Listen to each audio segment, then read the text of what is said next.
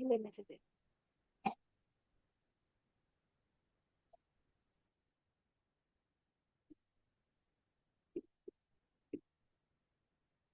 श्रीला प्रभुपाद की जय, गुरु महाराज की जय।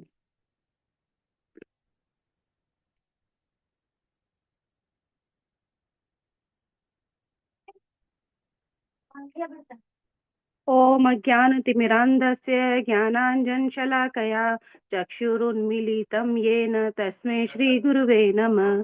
श्रीचैतन्यमनोभीष्टं स्थापितं येन भूतले स्वयं रूप कदा मह्यं ददाति स्वपदान्तिकम्। वन्देऽहं श्रीगुरो श्रीयुतपदकमलं श्रीगुरून् वैष्णवांश्च श्रीरूपं साग्रजातं सगण रघुनाथान्वितं तं सजीवम् सावधेतं सावधूतं परिजनसहितं कृष्णचैतन्यदेवं श्रीराधाकृष्णपादान् सहगण ललिता श्रीविशाखान्वितांश्च। हे कृष्ण करुणा सिन्धो दीनबन्धो जगत्पते गोपेश गोपिका कान्त राधाकान्त नमोऽस्तुते।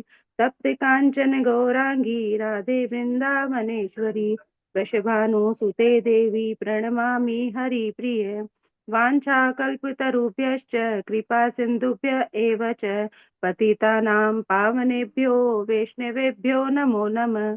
जय श्री कृष्ण चैतन्य प्रभु नित्यानंद श्री अद्वैत गदाधर श्रीवासादि गौर भक्त वृंद। हरे कृष्ण कृष्ण कृष्ण हरे हरे हरे राम राम राम हरे हरे। हरे कृष्ण। बहुत बहुत धन्यवाद महाराज। Thank you. हरे कृष्णा। तो सभी भक्तों का हरे कृष्णा प्रभु जी, सादर आज इस प्रणाम। श्रील प्रभुपाद। हरे कृष्णा माता जी, धन्यवाद। हरे कृष्ण। तो सभी भक्तों का आज प्रभुपाद लीलामृत में स्वागत है। तो हम प्रारंभ करते हैं। नमाय ओम विष्णुपदाय कृष्णापिष्टाय भूतले श्रीमदे भक्ति वेदांत स्वामी निति नामने नमस्ते सरस्वती देवे गौरवाणी प्रचारिणे निर्विशेष शून्यवादी पाश्चात्य देश तारिणे। जय श्री कृष्ण चैतन्य प्रभु नित्यानंद श्री अद्वैत गदाधर श्रीवासादि गौर भक्त वृंद। हरे कृष्ण कृष्ण कृष्ण हरे हरे हरे राम राम राम हरे हरे। हरे कृष्णा। तो कल हम चर्चा कर रहे थे श्रील प्रभुपाद जी की बचपन में जो है रथ यात्रा के बारे में, कि जो अभय थे उनकी इच्छा हुई कि मैं भी जो है एक रथ बनाऊं और जगन्नाथ जी की रथ यात्रा निकालूं, लेकिन उनके पिताजी के पास में इतना पैसा नहीं था। तो पड़ोस की एक महिला ने उनको एक रथ दिया और उस रथ को जो है उन्होंने बाकायदा सजाया और सजा के जो है वो उस रथ यात्रा की तैयारी करने लगे। और इसके बाद चर्चा आती है कि जिस प्रकार से पुरी में रथ यात्रा होती है उसी तरह जो है 8 दिन अभय की रथ यात्रा भी जो है वो लगातार 8 दिन चलती रही, क्योंकि अभय ने सुना था कि रथ यात्रा 8 दिन होती है। तो उसी प्रकार से उन्होंने भी उस रथ यात्रा को 8 दिन निकाला और उनके परिवार के लोग जो है उस रथ यात्रा को देखने के लिए जमा हो गए। परिवार के और आस पड़ोस के जो लोग थे वो सभी जो है उस रथ यात्रा के अंदर शामिल हुए। और उसी प्रकार से जैसे रथ यात्रा में होता है कि वो रथ खींचते थे, ढोल और करताल बजाते थे और वो कीर्तन किया करते थे उनके रथ यात्रा के अंदर। इस प्रकार से जो है वो रथ यात्रा निकाली।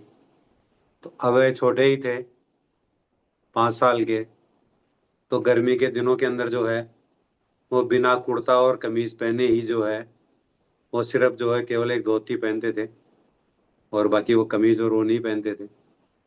तो इस प्रकार से वो फिर अभय जो है हरे कृष्ण महामंत्र जो है हरे कृष्ण कीर्तन करते हुए उस रथ यात्रा को चलाते थे।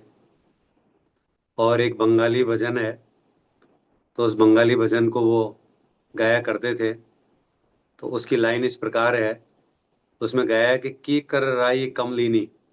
ये एक बंगाली भजन है।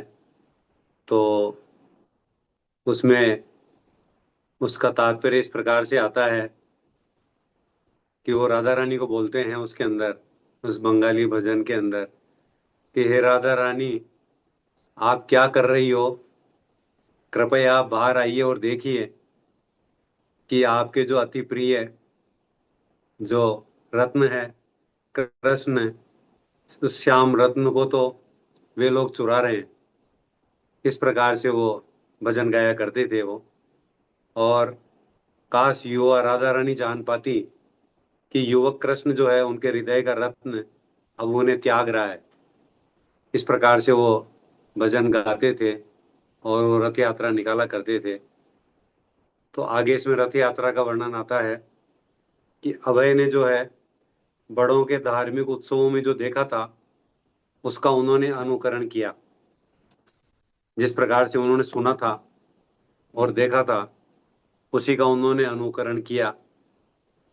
और उन्होंने जो है रथ यात्रा के दौरान कि कैसे जो है उसकी पूजा की जाती है, तो उन्होंने जो है अर्च विग्रहों को जो है वस्त्र आभूषणों से जो है भली भांति सजाया और उन्हें नैवेद्य अर्पण किया, घी का दीपक जलाया, अगरबत्ती वगैरह जो की, फिर उनको साष्टांग प्रणाम किया उन्होंने।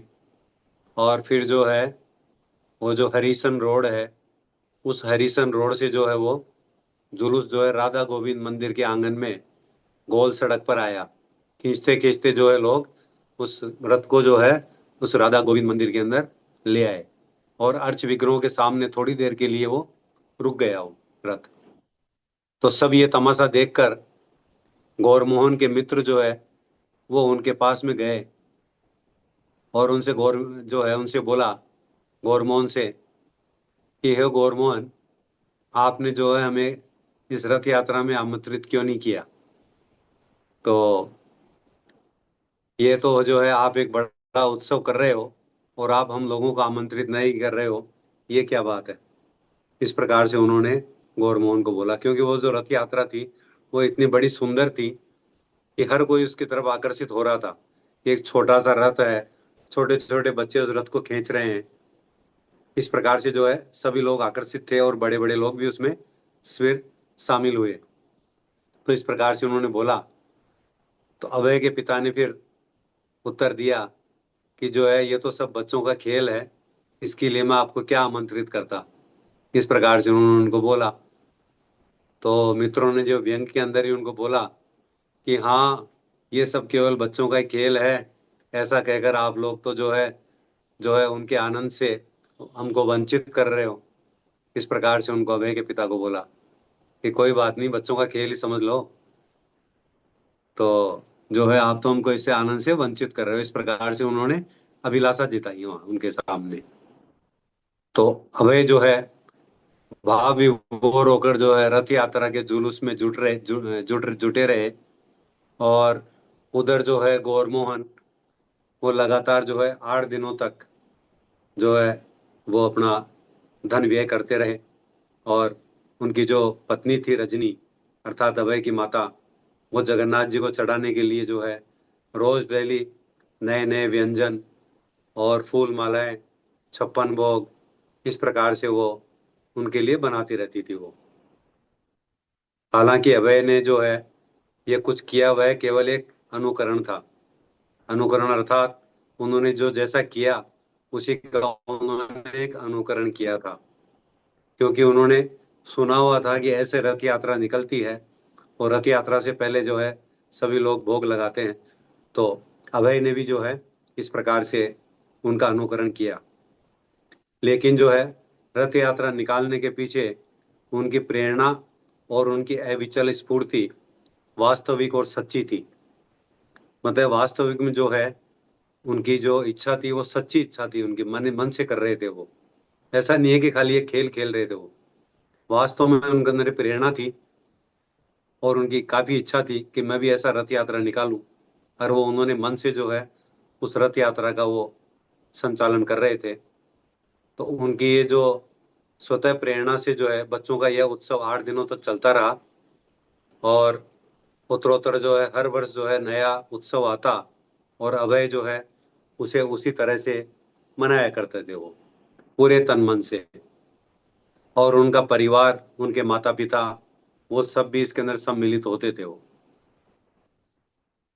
फिर इसके बाद में अभय जब थोड़े बड़े हुए, अभय जब छोटे मतलब 6 वर्ष की हो गए, तो फिर उनकी एक इच्छा जागृत हुई।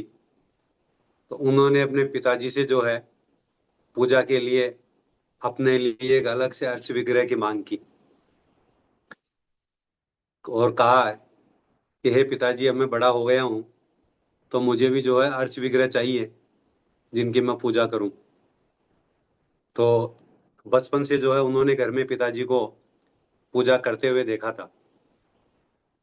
तो इससे हमें ये शिक्षा मिलती है कि हमें जिस घर के अंदर जिस प्रकार का कल्चर होता है, वैसा ही बच्चे जो है बच्चों के अंदर प्रेरणा आती है। तो उनके घर के अंदर पहले से ही जो है इस प्रकार से अर्च विग्रहों की पूजा होती थी। और वो अभय जो थे वो खड़े खड़े देखते रहते थे कि किस प्रकार से मेरे पिताजी पूजा कर रहे हैं, किस प्रकार से वो भोग अर्पित कर रहे हैं, किस प्रकार से वो आरती कर रहे हैं। ये सब वो देखा करते थे, क्योंकि उनके घर में ये कल्चर था। तो इसीलिए फिर उनके मन में ये जिज्ञासा हुई कि मुझे भी जो है एक जो है अर्च विग्रह चाहिए। तो राधा गोविंद की नियमित आराधना को देखकर वे सोचते थे कि इस तरह कृष्ण की पूजा करने के योग्य मैं कब होऊंगा मैं। इस प्रकार से उनके मन में ये इच्छा रहती थी कि कब मेरे घर में विग्रह आएंगे, मेरे को दिलाएंगे, और मैं उनकी पूजा करूंगा।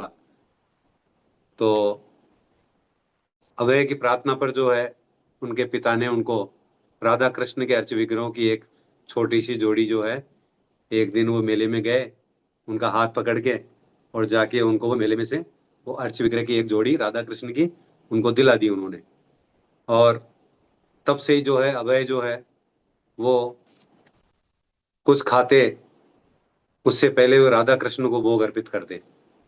आप देखिए कितनी बड़ी बात है, एक 6 वर्ष का बच्चा जो घर में ही देखता था कि जो है मेरे पिताजी कुछ भी खाने से पहले, कुछ भी प्रसाद बनने से पहले भगवान को भोग अर्पित करते हैं, और उसके बाद में ही जो है वो ग्रहण करते हैं। इसी प्रकार से उस बालक अभय ने अर्च विग्रह को जो है पहले भोग लगाया करते थे, और उसके बाद में फिर वो खाया करते थे वो। ऐसे संस्कार उनमें बचपन से ही आ गए। तो उनके पिता और राधा गोविंद के जो पुजारियों ने का अनुकरण करते हुए वे अर्च विग्रहों को घी का दीपक चढ़ाते, और रात में वो उनको शयन भी कराते, क्योंकि वो देखते थे कि कैसे अर्पित करते हैं, कैसे पूजा करते हैं, और कैसे रात को भगवान को शयन कराते हैं। उसी प्रकार से वो अभय जो है वो अर्च विग्रहों को शयन कराना उन्होंने चालू कर दिया। तो अभय और उनकी जो बहन थी भवतारिणी, भवतारिणी, वो राधा कृष्ण के छोटे से अर्च विग्रहों के पक्के भक्त बन गए ऐसे करते करते, क्योंकि दोनों ही जो है उनमें कृष्ण भक्ति थी। तो दोनों जो है उनके भक्त बन गए वो। और वे अपना अधिकतम समय जो है उनको संवारने में, उनकी आराधना करने में, और जो है कभी कभी वो जब फ्री होते थे तो वो उनका वो भजन गाने के अंदर वो बिताया करते थे, और कभी कभी वो शास्त्रों का अध्ययन भी करते थे बैठ के। इस प्रकार से वो उनके नियमित दिनचर्या थी उनकी ये। लेकिन उनके जो और भाई बहन थे वो उनके ऊपर हंसते थे, और जो है उन्हें ये कहकर वो चिढ़ाया करते थे कि जो है क्योंकि तो पढ़ने लिखने की अपेक्षा जो है उनकी रुचि अर्च विग्रह की पूजा में अधिक है। तो वो उनको चिढ़ाया करते थे कि तुम पढ़ते लिखते तो हो नहीं, और खाली सुबह से शाम जो है इन अर्च विग्रहों की पूजा करते हो, भजन कीर्तन करते रहते हो, इसलिए जो है अधिक समय तक तुम जो है जीवित नहीं रहोगे। इस प्रकार से वो उसको कहा करते थे वो उनके भाई बहन। लेकिन अभय जो है वो जवाब देते कि हमें जो है इसकी कोई चिंता नहीं है, कि भगवान जिसको बचाना चाहेंगे उसको कोई मार नहीं सकता, और जिसको कोई भगवान मारना चाहेंगे उसको कोई बचा नहीं सकता। इस प्रकार से जो है वो उनके मन में ये इच्छा थी। तो ऐसा कई बार हमारे भी जीवन में आता है कि हमारे घर में कुछ लोग भक्त नहीं होते, तो वो यही कहते हैं कि तुम तो सुबह से शाम तक इन्हीं कामों में लगे रहते हो। लेकिन हमें उनसे विचलित नहीं होना चाहिए। इससे हमको ये शिक्षा मिलती है प्रभुपाद जी से। तो जो है एक बार जो है एक पड़ोसी ने जो है अभय की माता से पूछा कि आपके जो छोटे लड़के हैं इसकी आयु क्या है, ऐसा उन्होंने पूछा। तो उस समय जो है अभय वहीं खड़े थे अपनी माता के पास में। तो उनकी माता ने उत्तर दिया कि अभय जो है अभी 7 साल का है। तो अभय जो उनके पास में खड़ा था, तो वो इस बात को जो है ना बड़े ध्यान पूर्वक सुन रहा था। और वो सोच रहा था कि अच्छा, मतलब मेरी उम्र जो है 7 वर्ष हो गई। क्योंकि एक बच्चे को पता नहीं होता उसकी उम्र का कि मेरी उम्र क्या हो गई। तो उसने सुना अपनी माता के मुंह से, तो उनकी आयु के विषय में किसी को बात करते पहले नहीं सुना था। लेकिन अब उन्हें पहली बार मालूम हुआ कि वे 7 साल के हो गए। इस प्रकार से उन्होंने उनको आभास हुआ। फिर इसके बाद में जो है उनके पास के अंदर एक स्कूल था, एक किंडर गार्डन में शिक्षा पाने के अतिरिक्त जो है, जहाँ पर अभय को पहले जो है बलपूर्वक ले जाया जाता था। क्योंकि बच्चे थे, बच्चे ऐसे आसानी से जाते नहीं है स्कूल में, तो उनको बलपूर्वक वहाँ पे ले जाया जाता था। तो 5 से 8 साल की आयु तक जो है उनके घर पर जो है एक ट्यूटर से भी वो पढ़ते थे वो। और वे जो है बंगाली में जो है पढ़ना सीख गए, और वो धीरे धीरे करके एक संस्कृत भी सीख गए वो, क्योंकि उनकी रुचि जो है शुरू से ही संस्कृत में ज़्यादा थी। फिर इसके बाद में 1904 के अंदर जब अभय 8 साल के हो गए, तो उन्होंने वहाँ पे एक हरिसन रोड पर एक सेंट्रल रोड है, उस सेंट्रल रोड के ऊपर जो है एक स्कूल था। उस स्कूल का नाम था Mutthilal Shri free school, Mutthilal Seal free school. उसमें उनका एडमिशन करा दिया गया। तो जो ये जो मुट्ठीलाल स्कूल है वो लड़कों का स्कूल था। तो जिसकी स्थापना जो है 1842 के अंदर जो है एक संपन्न जो है एक सुवर्ण वैष्णव ने की थी। तो स्कूल का जो बिल्डिंग थी वो भवन जो है पत्थर का बना हुआ था, और वो 2 मंजिला था। तो और उसके चारों ओर जो है पत्थर की चार दीवारी थी। तो उसके जो अध्यापक थे वो भारतीय ही थे, और विद्यार्थी जो है वो लोकल जो विद्यार्थी थे वो स्वर्ण वर्णिक परिवारों के बंगाली भक्त थे, बंगाली स्टूडेंट्स थे वो। और वो स्टूडेंटों की पोशाक क्या थी, धोती और कुर्ता पहनते थे वो। और धोती कुर्ता पहनते हुए जो है वो लड़के जो है अपने घरों से निकलते थे, और हाथ में कुछ किताबें और वो टिफिन लिए हुए ऐसे टोली बना के वो स्कूल जाया करते थे वो। मतलब इसका है कि शुरू से ही जो है, जो उस समय धोती कुर्ता वगैरह इसका प्रचलन था, तो बच्चे धोती कुर्ता ही पहन के स्कूल जाया करते थे, और हाथ में एक टिफिन लेके जाते थे वो। और वो ऐसे छोटे छोटे टुकड़ी के अंदर छोटे छोटे यो समूह बनाकर वो स्कूल में जाते थे।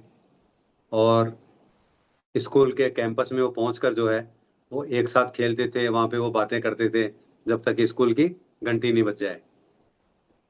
तो जब तक कि स्कूल की घंटी टन टन उन्हें अपनी कक्षाओं में जाने को नहीं बुलाती, जब तक वो खेलते रहते थे।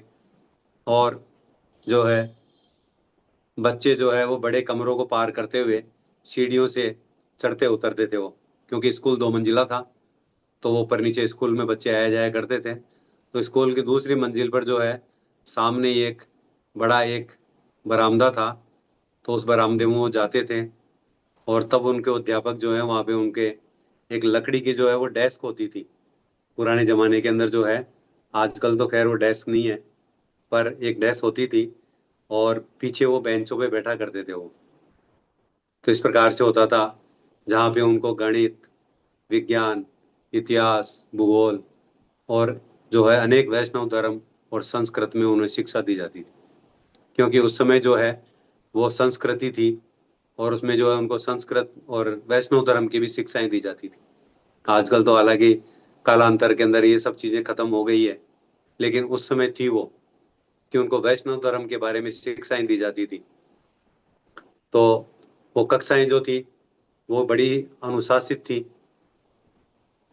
डिसिप्लिन में चलती थी वो कक्षाएं, और वो नियमित रूप से चला करती थी वो।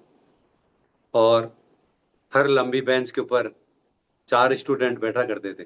जैसे होता था कि एक बेंच होती है, उस बेंच के ऊपर 4 स्टूडेंट बैठते थे, और उनके सामने एक डेस्क होता है, उस डेस्क के ऊपर भी 4 स्टूडेंट जो है अपने बुक्स रखते थे, और उसके ऊपर एक वो दवात जो होती है ना स्याही की, वो होती थी कलम रखने की।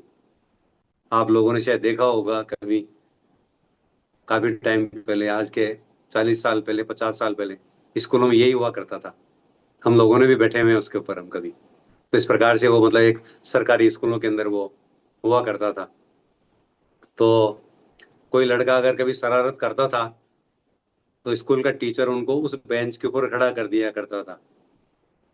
इस प्रकार से उनको वो पनिशमेंट दिया करते थे उस समय। तो अध्यापक जो उनको बेंच पे खड़ा करता था और आदेश देते थे, तो बंगाली पुस्तक जो पढ़ाते थे वो, एक बंगाली पुस्तक का भी अध्ययन हुआ करता था। तो बंगाली पुस्तक का नाम था, जिसे बच्चे पढ़ते थे, उसका नाम था फोक टेल्स ऑफ बंगाल, अर्थात परंपरागत बंगाली लोक कथाओं का वो एक संग्रह था। और ऐसी लोक कथाओं का जिन्हें दादी वहां के बच्चों को सुनाया करती थी, तो उस किताब के अंदर जो है, जो कहानियां हुआ करती थी, वो थी चुड़ैलों की, भूतों की, और तांत्रिकों की, वार्तालाप करने वाले पशुओं की, और जो है सज्जन ब्राह्मणों की, कभी दुष्ट ब्राह्मणों की, और सूरवीरों की, सैनिकों की, राजाओं की, चोरों की, राजकुमारों की। इस प्रकार से जो है वो ये धार्मिक विवाहवादों की ये कहानियां हुआ करती थी इसके अंदर।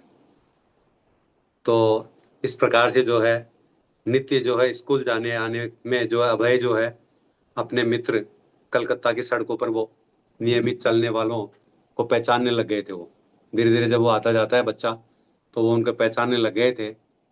और नहीं तो वो उन्हें अपने बचकाने दृष्टिकोण से, इसमें प्राय जो है वो जो घोड़ा गाड़ियां चलती थी, वो उसमें गोरे साहब जो है अंग्रेज, वो बैठा करते थे।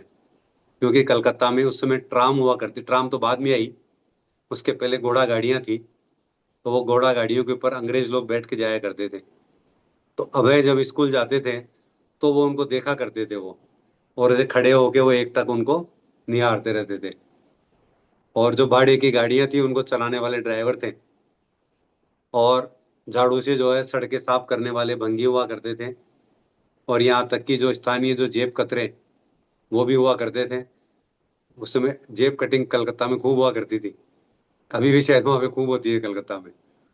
तो वहाँ जेब कतरे खूब थे, और सड़क के मोड़ों के ऊपर जो है वैश्याएं खड़ी रहती थी वो। तो जिस साल जो है हरिसन रोड पर बिजली की ट्राम गाड़ियां चलने के लिए लोहे की पटरियां बिछाई गई, उसके बाद में जो है धीरे धीरे ट्राम गाड़ियों का चलन आया। तो रोड के ऊपर जो है ट्राम चलाने के लिए पटरियां बिछाई गई। तो उस समय तक अभय जो है वो 10 वर्ष के हो चुके थे। तो वे जो है श्रमिक जो है वहां के वो पटरियां बिछाते हुए देखते रहते थे। और जब उन्होंने पहली बार एक ट्रॉली कार में लगी हुई छड़ को ऊपर के तारों को स्पर्श करते हुए देखा, तो उन्हें अचंभा हुआ कि एक ट्रॉली के ऊपर जो है वो एक तार लगा दिया जाता था, जो कि चलता था। जैसे कि आजकल हम ट्रेन में देखते हैं, इलेक्ट्रिक ट्रेन के अंदर, कि ट्रेन के ऊपर जो है तार होता है, और उस तार को छूता हुआ एक वो होता है, उसका एक एंटीना टाइप। तो उस प्रकार से जो है वो होता था। तो अभय जो है उसको देखा करते थे, और उन्हें जो है दिवा स्वप्न आने लगे कि एक छड़ी लेकर वे सिर के ऊपर का तार स्वयं छू रहे हैं, और बिजली के बल से भाग रहे हैं वो। आश्चर्य था उनके लिए। हालांकि बिजली जो है कलकत्ता के लिए नई वस्तु थी, नई वस्तु थी, और इसका प्रचलन अधिक नहीं हुआ था उस समय। और उस समय जो है केवल जो संपन्न परिवार थे, धनाढ्य परिवार थे, उन्हीं लोगों के घर के अंदर जो है बिजली हुआ करती थी, लेकिन बिजली के ट्राम के साथ में जो है सड़क पर बिजली की नई बत्तियां जलने लगी और पुरानी लाइटें खत्म हो गई। क्योंकि पहले जो था, ये जो लाइटें लगी थी उससे पहले रोड के ऊपर एक जो है वो होती थी, क्या बोलते हैं उसको अपन, गैस लाइटें। गैस लाइटों से जो है रोशनी हुआ करती थी वो, तो उसमें वो थी। तो जब बिजली आई तो वो बत्तियां वहां से हट गई। तो अभय और उसके जो मित्र थे, तो वो मित्र क्या करते थे कि सड़क पे घूमते थे और घूम घूम कर जो बल्ब जो है, जो वहां पे जो बिजली वाले गिरा देते थे, उन बल्बों को वो इकट्ठा करते थे, जो कि कर्मचारी जो है सड़कों पे छोड़ जाते थे। वो इस प्रकार से वो इकट्ठा किया करते थे। और जब फिर इसके बाद अभय ने पहली बार जो है अपना एक फोनोग्राम बक्सा देखा, क्योंकि उस समय कोई दूरसंचार का कोई माध्यम नहीं था, ना कोई फोन था, ना कोई मोबाइल था, ना कोई इंटरनेट सुविधा थी, और ना ही वो पेटी वाले जो फोन हुआ करते थे वो थे। तो उस समय हुआ करते थे फोनोग्राम। उस फोनोग्राम के माध्यम से ही जो है बात हुआ करती थी। और वो भी वहाँ के जो अंग्रेज शासक थे उन्हीं लोगों के पास में हुआ करता था, गिना चुना था। तो अभय ने पहली बार देखा ये क्या चीज़ है, आश्चर्य की चीज़ थी। तो उन्होंने सोचा कि इसमें जो है कोई बिजली का आदमी है या कोई भूत है जो ऐसा गाता है। वो मतलब फोनोग्राम जो था वो गाता था गाने। तो सोचते थे कि कोई इसमें आदमी बैठा हुआ है, या हो सकता है कोई भूत होगा जो ये गा रहा है, भजन गाने गा रहा है। इस प्रकार से अभय को बड़ा आश्चर्य होता था। तो फिर जो है अभय को कलकत्ता की भीड़ से जो है भरी सड़कों का साइकिल चलाना बहुत पसंद था। अभय जब बड़े हुए तो उनको साइकिल चलाना बहुत पसंद था। हालांकि स्कूल में जो है फुटबॉल क्लब के स्थान के बाद उन्होंने एक गोलकीपर बनाए जाने की प्रार्थना की, क्योंकि उनको इच्छा थी कि मैं गोलकीपर बनूं। और वो क्यों थी? जिससे कि उनको दौड़ना ना पड़े। तो इसलिए उन्होंने ये किया कि चलो मुझे तो आप गोलकीपर बना दो, ताकि वो दौड़ना नहीं पड़े। इस प्रकार से उन्होंने अपना दिमाग दौड़ाया। किंतु वे साइकिल चलाने में बहुत तेज थे। तो उन्हें जो है दक्षिण की ओर एक डोलोजी स्क्वायर नाम का एक मॉल था, जगह थी, उसके अंदर जाना उनको बहुत पसंद था। गार्डन था उनका, अंग्रेजों का, डलहौजी करके, जहाँ पे उसके अंदर बड़े बड़े फुव्वारे थे जो हवा में जल की पिचकारियां छोड़ते रहते थे। और यह स्थान जो है एक राजभवन था वहाँ का, उसके निकट ही था, जहाँ पे जो है वायसराय का निवास था, जिसमें अभय दरवाजों में अंदर झांक सकते थे। और साइकिल से जो है दक्षिण की ओर आगे बढ़ते हुए वे मैदान के खुले मेहराबों को पार करते रहते थे। इस प्रकार से वो साइकिलिंग करते थे। साइकिलिंग का बहुत शौक था उनको। और उसके बाद जो है उस पार्क में जो है एक चौरंगी और अंग्रेजों के भव्य इमारतों और वृक्षों की ओर फैला हुआ हरी घास का सुंदर एक चपटा मैदान भी था। तो पार्क में जो है साइकिल चलाने के लिए और भी रोमांचकारी स्थल थे, जैसे दौड़ का मैदान, फोर्ट विलियम और स्टेडियम। इस प्रकार के कई वहाँ पे जगह हुआ करती थी। और मैदान जो है वो गंगा के तट पर था वो, तो जिसको आज के टाइम में हुगली के नाम से हम जाना जाते हैं। हुगली नदी के किनारे के ऊपर ही ये स्थित था। तो अभय जो है वो कभी कभी जो है इस किनारे किनारे साइकिल चलाते हुए अगर लौटते थे, और वहां पर जो है उन्हें बहुत से नहाने के लिए घाट दिखाई देते थे, जहाँ पे गंगा के अंदर जाने के लिए पत्थर की सीढ़ियां बनी हुई थी, और इन सीढ़ियों के ऊपर प्राय मंदिर स्थित था। तो एक शमशान भी था जहाँ पे मुर्दे जलाए जाते थे। और अभय के घर के निकट ही जो है एक पीपे का पुल था, जो नदी को पार एक होड़ा शहर में जाता है। इस प्रकार से जो है अभय वहाँ पे साइकिलिंग करते थे और उस उद्यान में जाते थे। और इस प्रकार से जो है उन्होंने, ये उनके बचपन की काफ़ी लीलाएं रही है, और आगे भी जो है काफ़ी लीलाएं रहेगी। फिर इसके बाद जो है थोड़ा हम 5 मिनट और लेंगे। जब वो 12 वर्ष के हुए, तो 12 वर्ष की आयु के बाद में जो है अभय ने वृत्ति एक वृत्तिक गुरु से दीक्षा ली। वृत्तिक गुरु मतलब जो, जिसको हम कह सकते हैं एक योगी टाइप का या जो योगी विद्या जानता है, ये जो तांत्रिक टाइप के होते हैं, इस टाइप के एक वृत्ति परक गुरु से दीक्षा ली, किंतु उन पर जो है इसका कोई प्रभाव नहीं हुआ। देखिए, आप बचपन से ही जो है प्रभुपाद जी के ऊपर ऐसे गुरु का कोई प्रभाव नहीं हुआ, और जो है गुरु ने जो है उन्हें स्वयं अपने गुरु के बारे में बताया। जो उनके गुरु थे वो, तो उस गुरु ने जो है अपने गुरु के बारे में बताया, जो कि एक महान योगी थे। तो उन्होंने बताया कि जिन्होंने एक बार उनसे पूछा था कि तुम क्या खाना चाहते हो, मतलब उस गुरु के गुरु ने बताया कि तुम क्या खाना चाहते हो, उनसे पूछा। तो अभय के परिवार के गुरु ने उत्तर दिया कि मुझे जो है अफगानिस्तान के ताजे अनार खाने हैं। इस प्रकार से उन्होंने बताया। तो योगी बोले कि अच्छा, बहुत अच्छा है, बगल के कमरे में जाओ।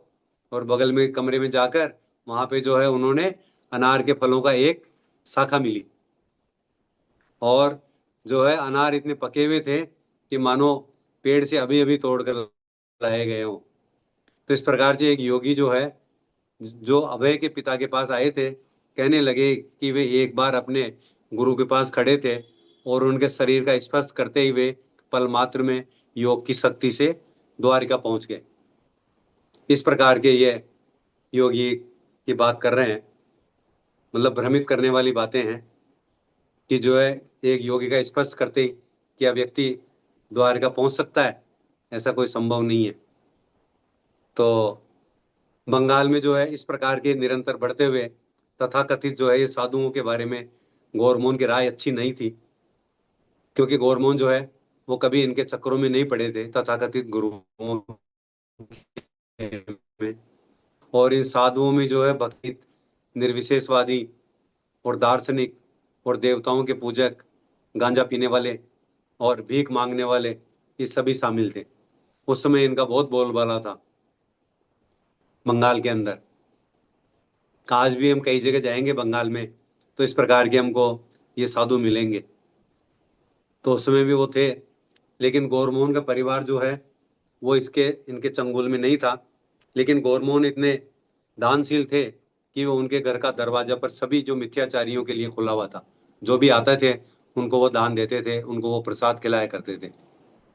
तो अभय देखते कि उनके पिता के जो है अभ्यासगत के रूप में बहुत से तथाकथित जो साधु जो है वो कुछ सच्चे जो है संत महात्मा भी भोजन के लिए प्रतिदिन उनके घर पे आया करते थे।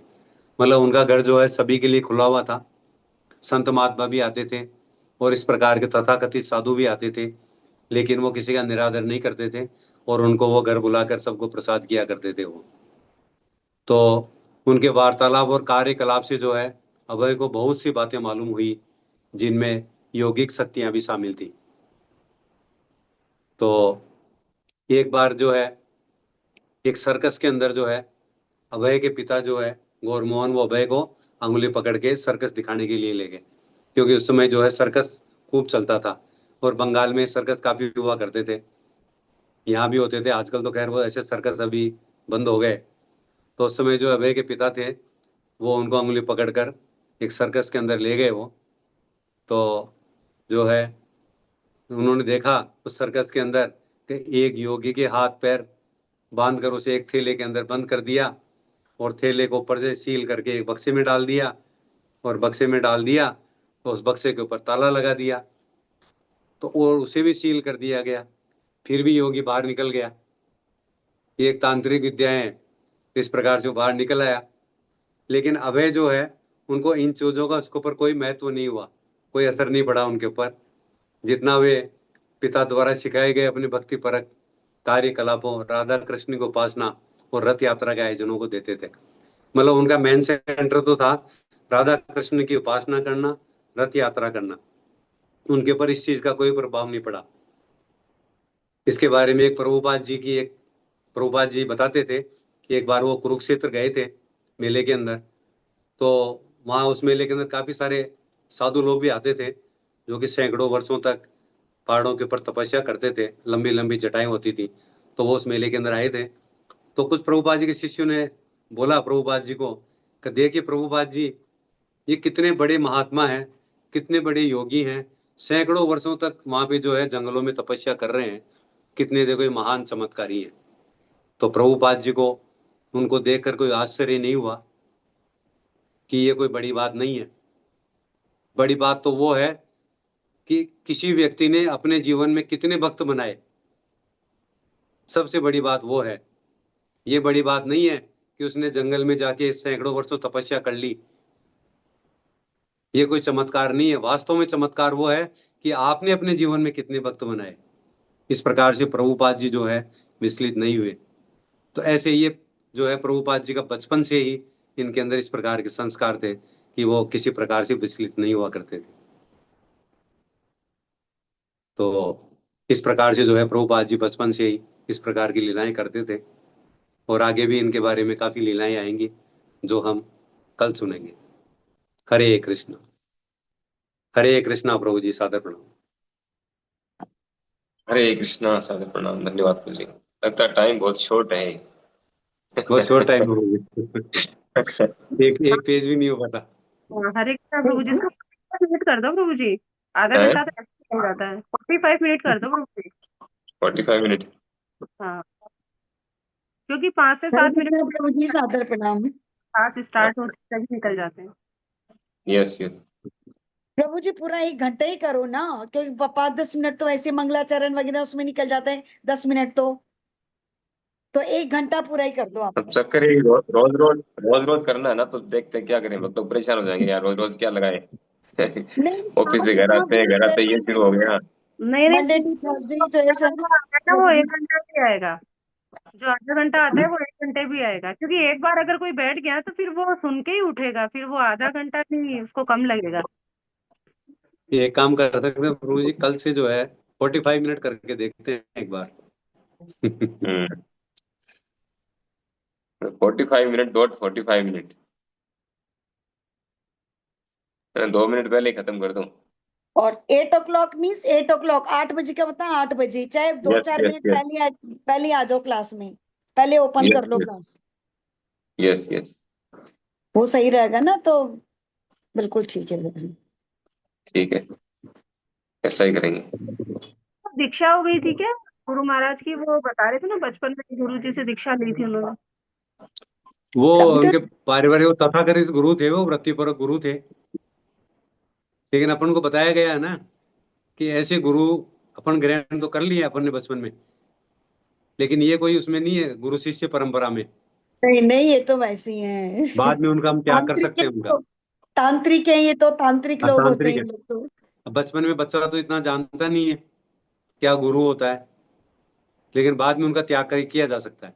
ये है। हरे कृष्णा प्रभु जी। हरे कृष्ण।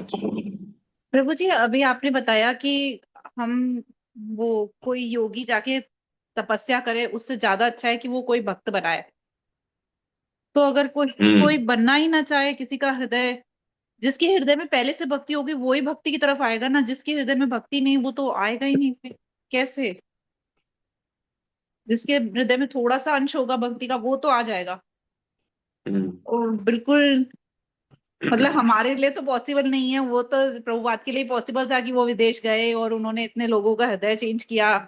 हमारे जैसे नॉर्मल लोगों के लिए तो पॉसिबल नहीं। हम तो अपने घर में ही बहुत बार सोचते हैं कि ये ऐसे कर ले, मतलब थोड़ी पूजा पाठ कर ले, तो वो ही नहीं करते। तो फिर उसके लिए पहले खुद को भक्त बनना पड़ेगा। खुद भक्त बनेंगे, यानी खुद के बाद भक्ति आएगी, तब हम किसी को दे सकते हैं भक्ति। हमारे पास ही नहीं, हम कैसे देंगे किसी को, है ना। तो पहले खुद, भक्ति तो सभी में है, भक्ति तो हर व्यक्ति के हृदय में है। नित्य सिद्ध कृष्ण प्रेम साध्य कबू नहीं, श्रवणादि शुद्ध चित्ते करे होते। तो कृष्ण प्रेम तो जो है सभी के हृदय में है, तो नित्य सिद्ध है वो। उसको बाहर से लाना तो नहीं पड़ेगा, लेकिन उसको वो कवर हो गया है ना, प्रकृति के 3 गुणों के द्वारा, कंटामिनेशन के द्वारा वो कवर हो चुका है। जैसे आग होती है, ऊपर राख है ना। कई बार होता है कोयले कोयले हैं, कोयले के अंदर अंदर कोयले, ऊपर राख है ना। लेकिन जी उसको हवा देख के हटाया जाता है राख को। थोड़ा जी। थोड़ा धुआं उठ रहा है ना, राख को हटाया जाता है तो वापस अग्नि प्रज्वलित हो जाती है। तो वैसे है हम सब के अंदर। तो भक्ति सब के अंदर है, उसको जागृत करना पड़ेगा। और श्रवणम और कीर्तनम, भगवान के बारे में सुनना, भगवान के बारे में बोलना, उनका नाम उच्चारण करना, वो करेंगे तब वो जागृत हो जाएगी, अग्नि प्रज्वलित हो जाएगी वापस से। वो तब होगी जब हम पहले अपनी जागृत करें, खुद श्रवण कीर्तन करें। हमारी पहले जागृत हुई नहीं, हम सीधा कूद पड़े मैदान में, तो कैसे होगा? जी है कि नहीं? जी प्रभु जी। है ना? हम खुद, हम सोच रहे हैं सबको लखपति बना दे, हम खुद हजारपति नहीं है, कैसे लखपति बनाएंगे सबको? जी है प्रभु कि नहीं? जी। पहले खुद जी जो है प्राप्त करें। ओके। जी प्रभु जी। खुद सिंसियरली माला करें, जप करें, आदेशों का पालन करें, तब हमें वो, हमारे अंदर वो क्वालिटी आएगी। प्योरिटी ना, प्रभुपाद जी का प्योरिटी इज द फोर्स, शुद्धता ही शक्ति है। तो शुद्धता कहाँ से आएगी? हमारा हृदय शुद्ध कैसे होगा, चेतना शुद्ध कैसे होगी? जब हम जो साधना भक्ति का पालन करेंगे तो हमारा हमारी चेतना शुद्ध होगी। शुद्ध होगी तो हम किसी को बोलेंगे, उसका असर होगा नहीं, असर ही नहीं होगा। जी यस, ये है। ठीक है, तो प्रभु जी ने जी बहुत सुंदर क्लास ली है। और ये जो घटना चल रही है ना अभी, ये चल रही है 1906 की, है ना, 1906 के आसपास, है ना प्रभु जी? 1896 में प्रभुपाद जी का जन्म हुआ, और ये 10 साल के थे वो, तो 1906 की। 1906 के आसपास की घटना है। अब देखिए उस समय जो है, उस समय गुरुकुलों में धोती कुर्ता पहनते थे, है ना बच्चे। उसके बाद भी काफी टाइम तक चला वो। और मेकाले आया था, मेकाले ने अपना स्टेटमेंट दिया था 1835 में, है ना, वहाँ की पार्लियामेंट में, ब्रिटिश ब्रिटिश गवर्नमेंट को, कि हम भारतीय लोगों को, प्रभु जी ने पढ़ा कि जेब कतरे, उस समय जेब कतरे भी थे भारत में, है ना। जबकि 1835 का जो स्टेटमेंट यानी उससे कितने साल हो गए, लगभग 80 साल पहले का, है ना। तो 80 साल पहले तक उसने स्टेटमेंट दिया। मेकाले की भारत, पूरे भारतवर्ष को मैंने पूरा छानबीन किया है कई वर्षों तक। भारत में एक भी गरीब नहीं है, और एक भी भिखारी नहीं है, एक भी चोर नहीं है, बताइए। तो 1835 के बाद में उन उन लोगों ने जो है भारतीय लोगों को गुलाम बनाने के लिए क्या किया, यहाँ पर अंग्रेजी स्कूल खोले, सारे गुरुकुलों को नष्ट किया, है ना। तो ऐसा सब किया, तो देखिए कितना डिग्रेडेड हो गया, कितना पतन हुआ भारत का। कहाँ उस समय 1835 में एक भी गरीब नहीं था, एक भी चोर नहीं था, एक भी बदमाश नहीं था। और अभी हम पढ़ रहे हैं 1906 की घटना, उस समय वहां जेब कतरे भी थे। कितना, देखिए कितना गिरा, कितनी जल्दी गिरावट आई है। भारतीय लोगों ने जो है विदेशी कल्चर को बहुत जल्दी पकड़ा, है ना, बहुत जल्दी कैच किया। अभी वही चल रहा है। अब कुछ कुछ जो है थोड़े चेतना जागृति आई है, तो हमें समझना जरूरी है इन सब चीजों को। ये प्रचार होना बहुत आवश्यक है।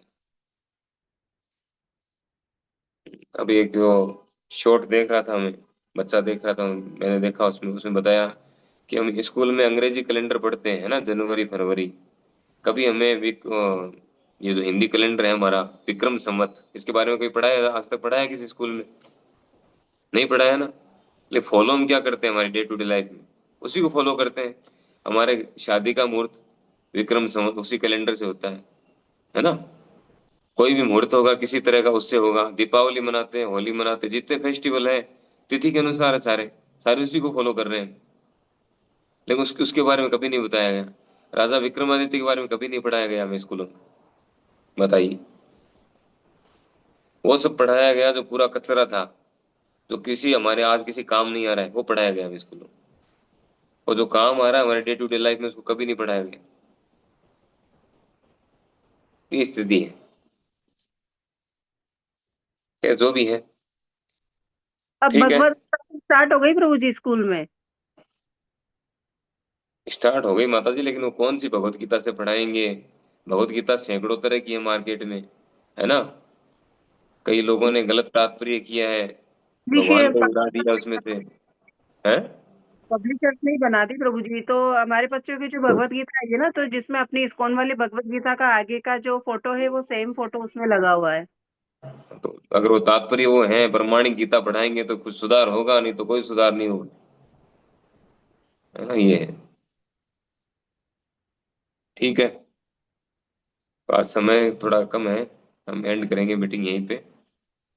और प्रभु जी का धन्यवाद करेंगे कि उन्होंने इतना शानदार तरीके से बता रहे हैं, है ना, समझा रहे हैं। हरे कृष्ण महामंत्र बोल करके धन्यवाद करेंगे प्रभु जी का सभी भक्त। हरे हरे कृष्ण। हरे कृष्णा कृष्ण हरे हरे कृष्णा कृष्ण कृष्णा कृष्ण कृष्णा कृष्ण हरे हरे हरे हरे हरे हरे राम राम हरे हरे राम राम राम राम राम राम हरे। हरे हरे। कल से सभी हरे भक्त जो है 8 बजे राइट, 8 बजे 2 मिनट पहले ज्वाइन करें, है ना। और 8 बजे मंगलाचरण शुरू कर दें तुरंत, ठीक है, कोई आए चाहे नहीं आए। और राइट हम जो है 8:40 तक करेंगे या 45 तक कर लेंगे, फिर 2-5 मिनट डिस्कशन में भी टाइम चाहिए, ठीक है। ओके, हरे कृष्णा। हरे कृष्ण प्रभु जी। ठीक है, सही भक्तों को धन्यवाद। श्रील प्रभुपाद की जय, श्रील प्रभुपाद लीलामृत की जय, गुरु महाराज की जय। हरे कृष्णा।